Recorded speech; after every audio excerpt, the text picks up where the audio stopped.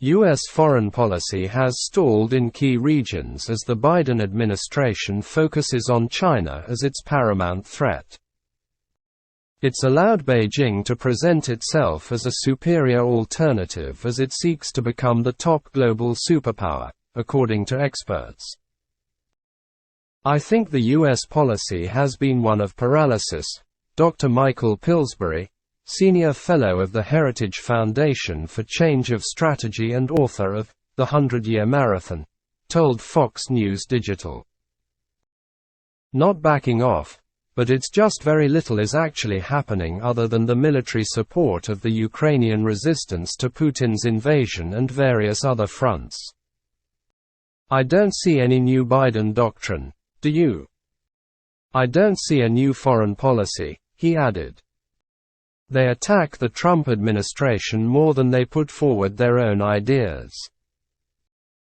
The State Department told Fox News Digital the Biden-Harris administration has a clear strategy for the Middle East and Africa, two regions of intense interest for both China and Russia as the competition for energy resources pushes more diverse investment from world superpowers. A State Department spokesperson cited several policy gains in the Middle East, such as a truce in Yemen, a historic agreement to establish a maritime boundary between Israel and Lebanon, and strengthened Gulf regional security discussions, noting that some of the work expanded the Abraham Accords. But following the U.S. military withdrawal from Afghanistan and the failure to close the deal on the Joint Comprehensive Plan of Action (JCPOA) with Iran, China has stepped in and scored some major policy wins, while also supplanting the U.S. as the major source of support in those areas. Rebecca Koffler, president of Doctrine and Strategy Consulting and a former Defense Intelligence Agency officer, told Fox News Digital the intelligence community believes China's main goal is to become the dominant superpower on the planet, with a timeline that would see it overtake the U.S. militarily and economically by 2049. "They're marching steadily into that direction," Koffler said. "Now, obviously, it's not something that's going to happen right away. But they are well on track to have to do that because in certain areas they already are holding advantage. They want control, supply chain routes, they're standing up the alternative financial architecture, alternative energy," she added. "They want to replace the dollar with the yuan, and they're getting on board all these other countries, not just Russia and Iran, but also looking to Saudi Arabia and India." China in January cut a deal with the Taliban to allow Beijing to extract oil from Afghanistan, providing significant funds to a country that struggled with a brittle economy since the major switch in power in 2021. Beijing also secured a deal between Iran and Saudi Arabia, longtime regional rivals, that has led to both countries committing to resume diplomatic operations, including the reopening of embassies in their respective capitals. Biden referred to the latter as a pariah during his 2020 campaign, but appeared to renege and visited Riyadh to try and deal with them anew, enjoying a very mixed reception in the process.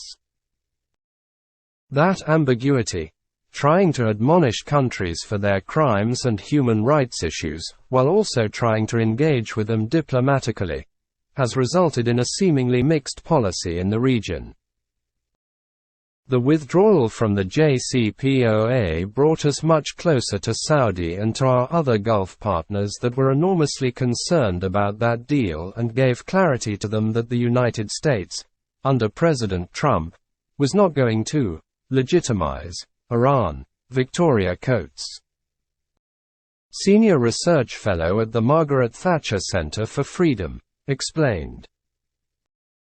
"I think what you've seen from the Biden administration is the mirror opposite of that," Coates, former National Security Council official for the Trump administration, added. Joel Rubin, former Deputy Assistant Secretary of State under President Obama, argued that a peace deal between Saudi Arabia and Iran was good for everybody, since it decreased tensions in the region, particularly through proxy wars in Yemen, Syria and Iraq. But he questioned China's broader ability to secure peace deals. "They didn't create this one," Rubin said.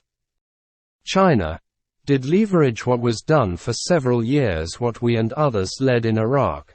In particular, there were a lot of discussions in Iraq for a couple of years between the Iranians and the Saudis.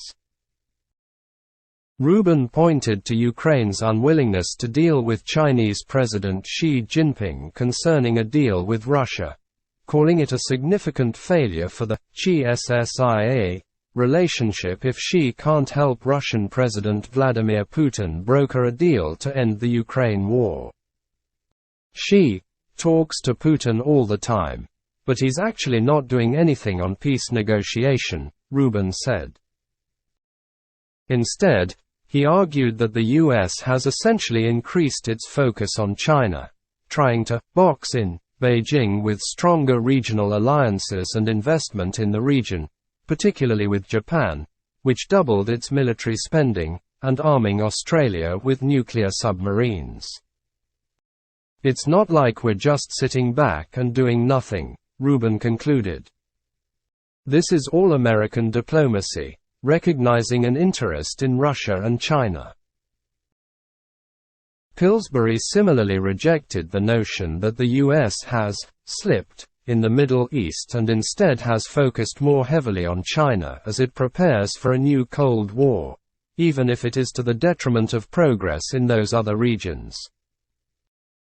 When China sees an American foreign policy blunder, even if it's something relatively minor, they echo and amplify any kind of American mistake or indecision as part of a long-term campaign to disqualify America from global leadership, Pillsbury explained.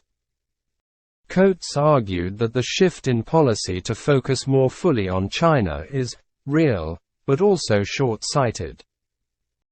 "We have to be able to walk and chew gum at the same time," she argued.